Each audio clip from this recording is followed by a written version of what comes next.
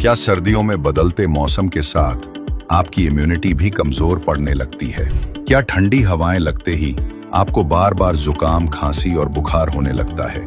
तो घबराइए मत। इन सर्दियों में अपनाओ AWPL का एक्सेगिलोय रस। ये शरीर को प्राकृतिक रूप से डिटॉक्स करने में, रोग प्रतिरोधक क्षमता बढ़ाने में और आपको मौसमी बीमारियों से बचाने में मदद करता है, ताकि आप हर दिन रहें एक्टिव, हेल्दी और एनर्जेटिक।